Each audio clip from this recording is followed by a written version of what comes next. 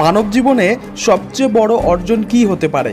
প্রভূত অর্থ সম্পত্তির মালিক হওয়া, বিশ্বব্যাপী খ্যাতি ছড়িয়ে পড়া, কঠিনতম স্বপ্নগুলোকে পূরণ করতে পারা, এগুলোর কোনোটির গুরুত্বই কম নয়। কিন্তু আমরা যেহেতু মানুষ, তাই আমাদের জীবনের সবচেয়ে বড় অর্জনটি হলো একজন ভালো মানুষ হয়ে ওঠা। অযথা ধর্মের দোহাই দিয়ে ও ধর্ম অবমাননার নাম করে কাফেরদের ধন সম্পদ লুট করে বা তাদের মেরে আপনি ভাবছেন আপনি 72 হুর বা জান্নাত পাবেন?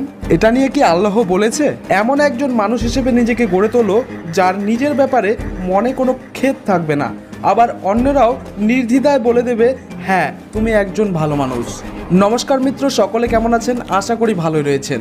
এটি সনাতনী সংস্কৃতি পরিবারের সেকেন্ড চ্যানেলটি অবশ্যই সাবস্ক্রাইব করে নিন। এই চ্যানেলেও প্রতিদিন একটি করে ভিডিও আসবে। আর হ্যাঁ, ভিডিওটি শেষ পর্যন্ত দেখুন এক মুসলিম যুবক মুসলমানদেরই সম্পর্কে কি বলছে। आज के चरणों में आने से हुई है और इसके अलावा किसी भी मुसलमान पंथ या किसी भी मुसलमान प्रवक्ता के पास ऐसा कोई भी मार्ग नहीं है। मैं खुद एक मुसलमान होके आप सभी भाई बहनों को ये बताना चाहता हूँ कि जितना भी मैंने नमाज पढ़े, मुझे पता है नमाज में क्या पढ़े, नियत बांधते हैं उस अल्लाह ताला के बारे में, फिर बोलते हैं सना सुभाने कल्लाहुम्मा व बिहम्दिका व तबारक अस्मुका। इसकी हिंदी निकाल के देखो, आप इसकी हिंदी निकाल के देखो, उसमें आपको कहीं भी नजर नहीं आएगा कि आप किसी परमात्मा की प्रार्थना कर रहे हो, क्योंकि ये प्रार्थना है ही नहीं, आप तो आदेश दे रहे हो। मैंने एक हिंदी निकाल के देखा, अल्हम्दुलिल्लाहि रब्बिल आलमीन अर्रहमानि रहीम मालिक यौमिद्दीन इय्याका नअबुदु व इय्याका नस्तईन इहदिनस सिरातल मुस्तकीम सिरातल लजीना अनअमता अलैहिम गैरुल मगदूबी अलैहिम वनद्वालिन आमीन। ये प्रार्थना हम शुरू में पढ़ते थे, बट इसका कोई मतलब ही नहीं निकला। क्यों नहीं निकला? क्योंकि इसमें कोई प्रार्थना की चीज है ही नहीं। हम तो आदेश दे रहे हैं कि ए पैगंबर तू वहां जा, तू फलानी जगह कर, तू ये काम कर, तू ये काम कर। ये तो हम एडवाइस कर रहे हैं, पर हम प्रार्थना, हमें एक प्रार्थना करनी है।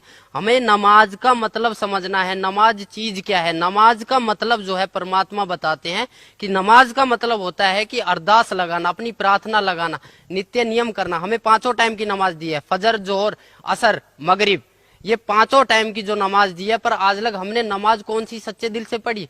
कहीं भी हमें इस फजर की नमाज में जकात अलग हो जाती है, सुन्नत अलग हो जाती है, रकात अलग हो जाती है, कुछ भी अलग हो जाता है, पर परमात्मा तो एक है।